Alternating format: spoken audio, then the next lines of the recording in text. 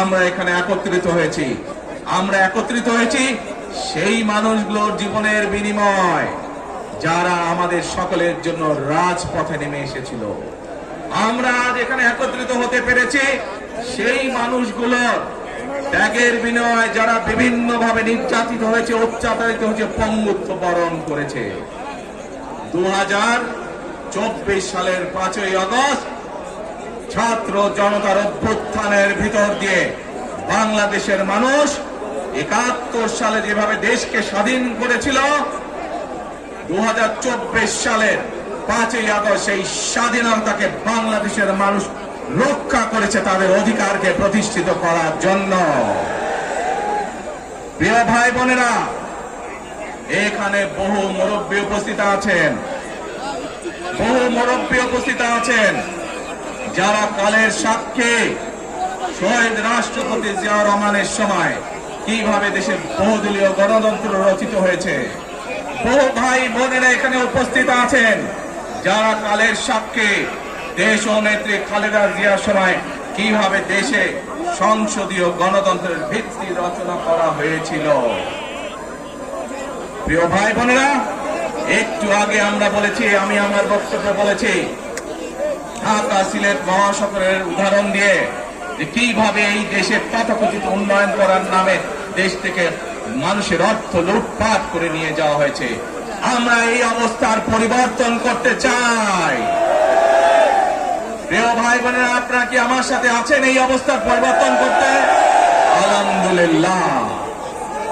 প্রিয় ভাই বোনেরা, আমরা সারা বাংলাদেশের কৃষক ভাইদের পাশে দাঁড়াতে চাই। যদি ইনশাআল্লাহ আপনারা আগামী 12 তারিখে ধানের শীষকে জয়যুক্ত করতে পারেন, আমরা ইনশাআল্লাহ সারা বাংলাদেশের কৃষকদের পাশে তাহলে দাঁড়াতে পারবো। দাঁড়াতে চান কৃষক ভাইদের পাশে?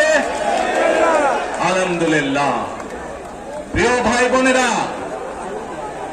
আমরা দেখেছি শহীদ রাষ্ট্রপতি জিয়াউর রহমানের সময় কিভাবে খাল খনন করা হয়েছিল সারা বাংলাদেশে, এবং সেই খাল খনন করার মাধ্যমে কৃষকদের সেচ সুবিধা সহ মানুষের পানির সমস্যার সমাধান হয়েছিল। জানেন আপনারা এটা? খাল খনন নিয়ে কে কে জানেন? কে খাল খননের কথা শুনেছেন? এই তো হাজারো মানুষ কাজ করেছে। প্রিয় ভাই বোনেরা, বিএনপি ইনশাআল্লাহ 12 তারিখের ভোটে নির্বাচিত হলে আমরা আবার খাল খনন কর্মসূচি শুরু করতে চাই। সারা দেশে, সিলেটের বারাগঞ্জ সারা দেশে খাল খনন শুরু করতে চাই। কারা কারা খাল খনন করতে চান? আলহামদুলিল্লাহ। আমরা দেশে খাল কাটবো, দেশের নদীতে পানি নিয়ে আসবো, খালে বিলে পানি নিয়ে আসবো। কেন? আপনাদের মনে আছে কয়েক বছর আগে কিভাবে ওই পাশ থেকে পানি ছেড়ে দেওয়া হয়েছিল, সারা সিলেট শহর ভেসে গিয়েছিল বন্যা পানিতে, মনে আছে? সেজন্যই আমরা বলেছি একটি কথা, আমরা দেখেছি গত 15-16 বছর কিভাবে এই দেশকে অন্য দেশের কাছে বন্ধক দিয়ে দেওয়া হয়েছিল। সেজন্যই আমি বলেছি দিল্লি নয়, দিল্লি নয়, নয় অন্য কোন দেশ,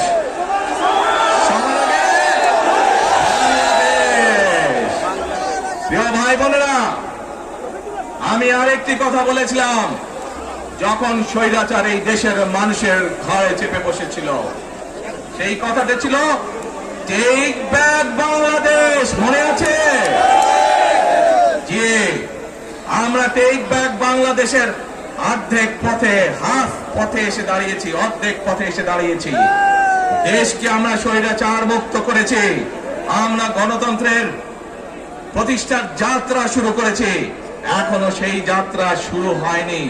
12 তারিখে ধানের শীষকে নির্বাচিত করার মাধ্যমে গণতন্ত্রের সেই যাত্রা শুরু হবে। টেক ব্যাক বাংলাদেশ মানে শুধু গণতন্ত্রই রক্ষা নয়, এর সাথে আরো কথা আছে। ওই যে বললাম খাল খনন, ওই যে বললাম কৃষক ভাইদের পাশে দাঁড়ানো, শুধু এখানেই থেমে থাকলে চলবে না। আমাদের দেশের জনসংখ্যার অর্ধেক হচ্ছে মা বোনেরা, অর্থাৎ নারী সমাজ। এই বোনদের কাছে আমরা নির্বাচিত, ইনশাআল্লাহ 12 তারিখে ধানের শীষ নির্বাচিত হলে আমরা তাদের কাছে তাদেরকে স্বাবলম্বী করে গড়ে তোলার জন্য, এখানে আপনাদের যাদের সংসার আছে জানেন, স্বামী স্ত্রী দুইজনে মিলে সংসার সুন্দর হয়, যাতে আমাদের মায়েরা আপনাদের পাশে, বোনেরা আপনাদের পাশে থেকে সংসারকে সচ্ছলভাবে গড়ে তুলতে পারেন। আমরা গ্রামে গ্রামে, শহরে শহরে সকল দুস্থ পরিবার যারা আছে, মধ্যবিত্ত, নিম্নবিত্ত সকল পরিবার কাছে ফ্যামিলি কার্ড পৌঁছে দিতে চাই। এই ফ্যামিলি কার্ডের মাধ্যমে আপনার পরিবার, আপনার মা বা আপনার স্ত্রী, আপনার বোনের মাধ্যমে আপনার পরিবার সহযোগিতা পাবে। কিন্তু এই ফ্যামিলি কার্ডকে যদি বাস্তবায়ন করতে হয় তাহলে কি করতে হবে? কি করতে হবে? ধানের শীষকে জয়যুক্ত করতে হবে। পারবেন ইনশাআল্লাহ। প্রিয় ভাই বোনেরা, কৃষক ভাইদেরকে যেমন কৃষি কার্ড দিতে চাই আমরা সহযোগিতা করার জন্য, মা বোনদেরকে দেশনেত্রী খালেদা জিয়া যখন দেশ পরিচালনার দায়িত্বে ছিলেন, মা বোনদেরকে বিনামূল্যে শিক্ষার ব্যবস্থা করে দিয়েছিলেন, মনে আছে? অধিকাংশ মানুষ কোথায় যায়? লন্ডনে, তাই না? আরো অন্য অন্য দেশে যায়। কিন্তু এই যে মানুষগুলো যাচ্ছে, এই মানুষগুলোকে আমরা বিভিন্ন ভাবে ট্রেনিং দিতে চাই। ট্রেনিং দিয়ে ভাষা শিক্ষার মাধ্যমে আমরা এই মানুষগুলোকে দক্ষ করে গড়ে তুলতে চাই। সিলেটের বহু মানুষ সৌদি আরব সহ মধ্যপ্রাচ্যেরও বিভিন্ন দেশে যায়। আমরা এই মানুষগুলোকে দক্ষ করে গড়ে তুলে কর্মসংস্থানের সুযোগ তৈরি করতে চাই। কিন্তু সেই সুযোগ তৈরি করা একমাত্র তখনই সম্ভব যখন কে আপনারা ধানের শীষকে জয়যুক্ত করতে পারবেন। কি পারবেন? যুব সমাজের কর্মসংস্থান তৈরি করতে চাই। আমার লক্ষ লক্ষ ভাই বোনেরা বেকার হয়ে বসে আছে, আমরা তাদেরকে বেকার রাখতে চাই না। আমরা তাদের জন্য কাজের সংস্থান সৃষ্টি করতে চাই, কারণ তারা যাতে স্বাবলম্বী হতে পারে। তাদেরকে বিভিন্ন বিষয়ে ট্রেনিং দিয়ে আমরা দক্ষ শ্রমিক হিসেবে গড়ে তুলতে চাই, সেটি দেশের ভেতরে, দেশের বাইরে, যাতে করে তারা কর্মসংস্থানের ব্যবস্থা করতে পারে। সরকার থেকে আমরা ইনশাআল্লাহ সেই ব্যবস্থা গ্রহণ করব, যাতে সেই দক্ষ মানুষকে সারা পৃথিবীতে আমরা ছড়িয়ে ছিটিয়ে দিতে পারি, যাতে করে তারা স্বাবলম্বী হয়ে নিজের পায়ে দাঁড়াতে পারে।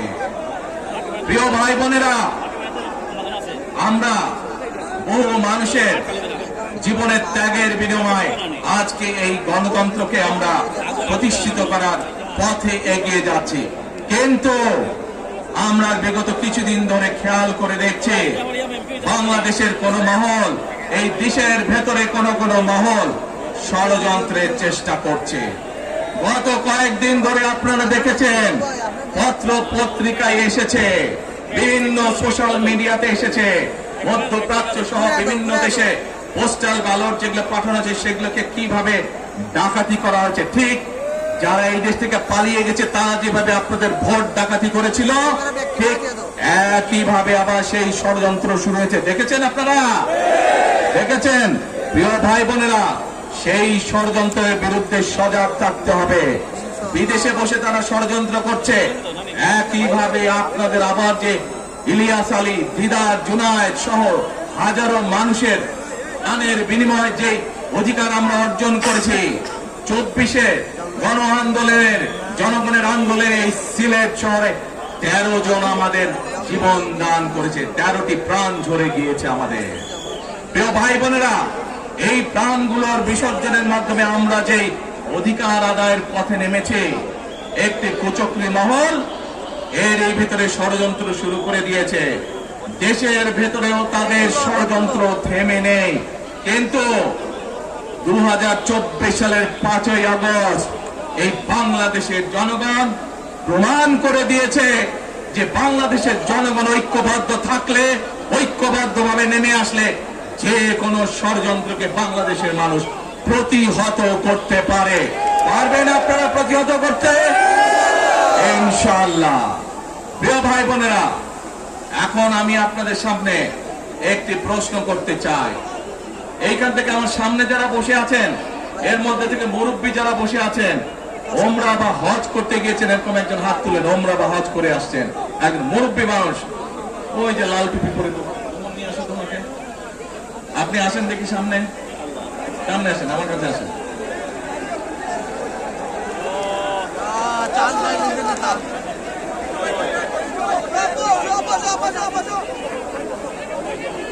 চশমা খুলছে, চশমা খুলছে।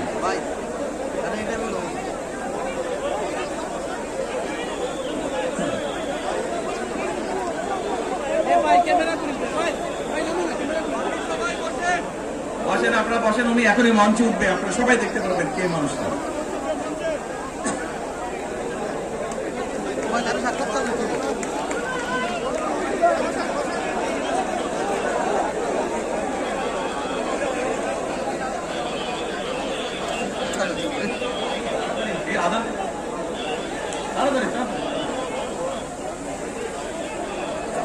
কি নাম আপনার? বাড়ি কই? বাড়ি সুনামগঞ্জ। সুনামগঞ্জ কোথায়? এই সুনামগঞ্জের মানুষ আছে এখানে? এই লোক আপনাদের মানুষ? আচ্ছা, এখন বলেন কবে গেছিলেন আপনি? হজ না উমরায় গেছিলেন? এখন আমাকে বলেন, আপনি তো উমরা হজ করে আসছেন, যে মাইকের সাথে আপনি কাবা শরীফে গেছেন, কাবা শরীফের মালিক কে? জোরে বলেন। আল্লাহ। কাবা শরীফের মালিক কে? আল্লাহ। আল্লাহ। আমরা মুসলমান সবাই এই দিন দুনিয়ার, আমরা যে এই পৃথিবী দেখি, এই পৃথিবীর মালিক কে? আল্লাহ। এই সূর্য নক্ষত্র যা দেখি তার মালিক কে? আল্লাহ। বেহেশতের মালিক কে? আল্লাহ। দোজখের মালিক কে? আল্লাহ। আপনারা সকলেই সাক্ষী দিলেন, দোজখের মালিক আল্লাহ, বেহেশতের মালিক আল্লাহ, এই পৃথিবীর মালিক আল্লাহ, কাবার মালিক আল্লাহ। আরে ভাই, যেটার মালিক আল্লাহ সেটা কি অন্য কেউ দেওয়ার ক্ষমতা রাখে? রাখে না। তাহলে কি দাঁড়ালো? নির্বাচনের আগেই একটি দল এই দিব ওই দিব বলছে, টিকিট দিব বলছে না? যেটার মালিক মানুষ না, সেইটার কথা যদি সে বলে, এক সেরে কি করা হচ্ছে? হচ্ছে না? যার মালিক আল্লাহ, যার অধিকার শুধু আল্লাহর একমাত্র, সবকিছুর অধিকার উপরে আল্লাহর অধিকার। কাজেই আগেই তো আপনাদেরকে ঠকাচ্ছে, নির্বাচনের ফলে তাহলে কেমন ঠকাবে আপনাদেরকে বোঝে নেবা। শুধু ঠকাচ্ছেই না মানুষকে, যারা মুসলমান তাদেরকে শিরকি করাচ্ছে তারা। নাউযুবিল্লাহ। প্রিয় ভাই বোনেরা, কেউ কেউ বলে অমুককে দেখেছে, অমুককে দেখেছে, এবারে একে দেখেন। প্রিয় ভাই বোনেরা, 1971 সালের যুদ্ধ, যেই যুদ্ধে লক্ষ মানুষের প্রাণের বিনিময়ে এই দেশ স্বাধীন হয়েছে, আমাদের এই প্রিয় মাতৃভূমি, সেই মাতৃভূমিকে স্বাধীন করার সময় অনেকের ভূমিকা আমরা দেখেছি, যাদের ভূমিকার কারণে এই দেশের লক্ষ লক্ষ ভাইয়েরা শহীদ হয়েছে, এই দেশের লক্ষ লক্ষ মা বোনেরা তাদের সম্মান হানি হয়েছে। কাজে তাদেরকে তো বাংলাদেশের মানুষের মধ্যে দেখেই নিয়েছে। এখন প্রিয় ভাই বোনেরা, এই কুফরির বিরুদ্ধে, এই হঠকারিতার বিরুদ্ধে, এই মিথ্যার বিরুদ্ধে আমাদেরকে ঐক্যবদ্ধ হতে হবে। আমাদেরকে ওই যে টেক ব্যাক বাংলাদেশে থাকতে হবে। আমরা দেশকে স্বৈরাচার থেকে মুক্ত করেছি, এখন মানুষের অধিকারকে প্রতিষ্ঠিত করতে হবে। শুধু ভোট, শুধু কথা বলার অধিকার প্রতিষ্ঠিত করলে হবে না, মানুষকে স্বাবলম্বী করে নিজের পায়ে গড়ে তোলার ব্যবস্থা করতে হবে। প্রত্যেকটি মানুষ, বাংলাদেশের মানুষ যাতে ঠিকভাবে, ভালোভাবে খেয়ে পড়ে বেঁচে থাকতে পারে, প্রত্যেকটি মানুষ যাতে নিরাপদে রাস্তায় চলতে পারে, সেই ব্যবস্থা করতে হবে। সেটাই হচ্ছে টেক ব্যাক বাংলাদেশ। আমরা বিগত 15 বছর দেখেছি, অমুককে বলে এসেছি তমুককে ক্ষমতায় রাখার জন্য, বলেছিল না? সেজন্যই বলেছি, দিল্লি নয়। আমরা দেখেছি যারা 71 সালে ছিল তারা কাদের সাথে লাইন দিয়েছিল, যাদের কথা একটু আগে বললাম, যারা মিথ্যা কথা বলে ঠকাচ্ছে মানুষকে, আমরা দেখেছি তাদের আস্তানা কোথায়। সেজন্যই বলেছি, যেমন দিল্লি নয় তেমন পেন্ডে নয়, নয় অন্য কোন দেশ, সবার আগে এবং যেহেতু আমরা বিশ্বাস করি দেশের মানুষই হচ্ছে আমাদের রাজনৈতিক সকল ক্ষমতার উৎস, সেজন্যই আমরা দেশের মানুষের ভাগ্য উন্নয়নে বিশ্বাস করি। এবং সংক্ষেপে আপনাদের সাথে যেই কথা বললাম, শুধু ভোট এবং কথা বলার অধিকার না, বিএনপি চায় আপনাদের দেশের মানুষকে অর্থনৈতিকভাবে স্বাবলম্বী করে তুলতে, দেশের নারী সমাজকে, মা বোনদেরকে, দেশের যুব সমাজকে, দেশের প্রত্যেকটি কৃষক সহ প্রত্যেকটি শ্রেণী পেশার মানুষকে বাংলা বিএনপি চায় আগামী দিনে ইনশাআল্লাহ সরকার গঠন করে প্রত্যেকটি মানুষকে স্বাবলম্বী করে গড়ে তুলতে। প্রিয় ভাই বোনেরা, সেজন্যই আমরা আরেকটি কথা বলি, আমরা দেখেছি কিভাবে শহীদ জিয়ার সময়, দেশে খালেদা জিয়ার সময় দেশকে আমরা এগিয়ে নিয়ে গেছিলাম, দেশে কলকারখানা তৈরি হয়েছিল, মানুষের কর্মসংস্থান ছিল, দেশের মানুষ বিদেশে গিয়েছিল। সেজন্যই আমরা বলতে চাই, করব কাজ, করব দেশ, সবার আগে বাংলাদেশ। করব কাজ, করব দেশ, সবার আগে বাংলাদেশ। শেষে আবারও আপনাদের কাছ থেকে আগামী 12 তারিখে ধানের শীষের পক্ষে ভোট চেয়ে একটি কথা বলতে চাই, ইনশাআল্লাহ আগামী দিনে বিএনপি সরকার গঠিত হলে আমরা নবী করিম সাল্লাল্লাহু আলাইহি সাল্লামের ন্যায় পরায়ণতার ভিত্তিতে ইনশাআল্লাহ দেশকে পরিচালনা করব। আল্লাহ হাফেজ। বাংলাদেশ জিন্দাবাদ, বাংলাদেশ জিন্দাবাদ। আল্লাহ হাফেজ।